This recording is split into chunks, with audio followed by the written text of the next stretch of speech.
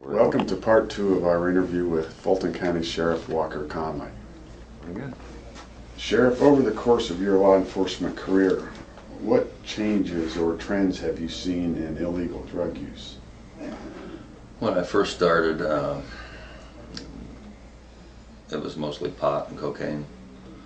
Then it went to pot, cocaine, crack cocaine. Then on into the methamphetamine. Now it's more into the prescription drug abuse, which we see a lot of that. The pot is still around. I don't see a whole lot of cocaine right now. It's kind of runs in cycles. It's kind of strange run in cycles.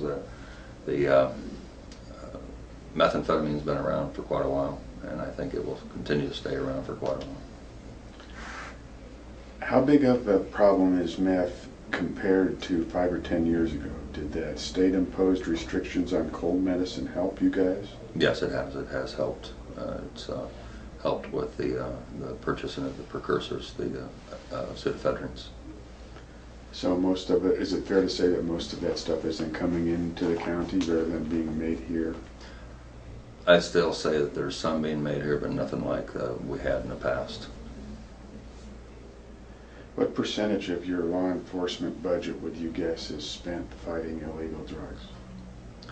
That would be a very hard one. I guess if you think about the illegal drugs,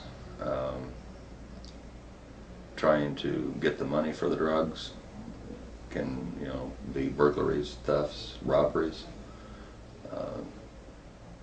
drugs being caused into domestic violence situations. It's just a big snowball there.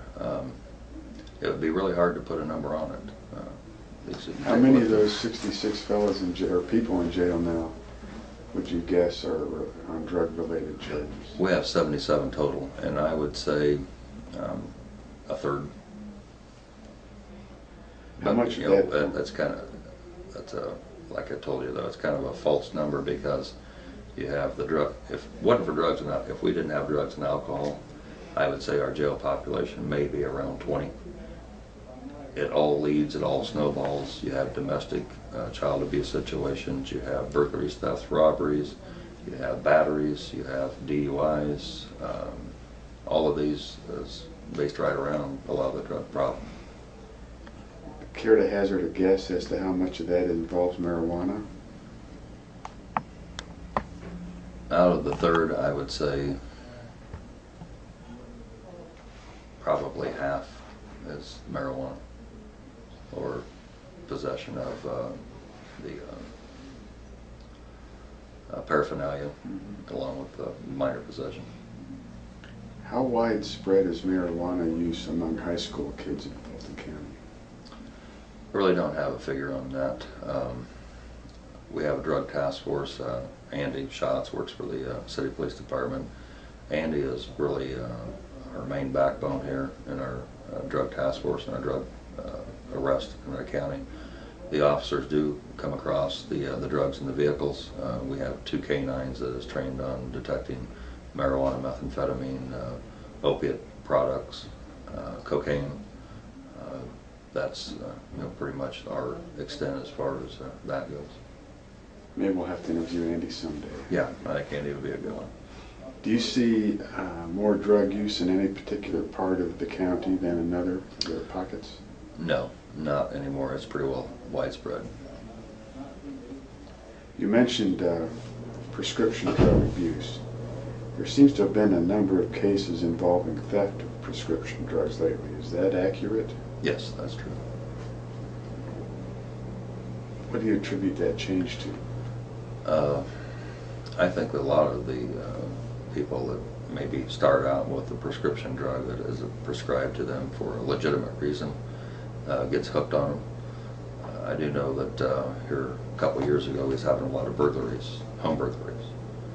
The main thing we was looking for is prescription drugs. Now, if there was money in the house, jewelry, valuables, yeah, they would take that. But you could tell he was going straight for the medicine cabinets. And we got those individuals, and both individuals was hooked on the prescription drugs. What are some of the leading prescription drugs that are? The Oxycontin, that is one of the big ones that they're looking for. Xanax, Valium, Vicodin. Sounds like all the stuff I have for my back. What percentage of the cases your officers handle are related to alcohol, would you guess? Probably a fourth in some sense of the matter. Alcohol or drugs, let's put it that way. Do you drink? Very seldom. I do occasionally.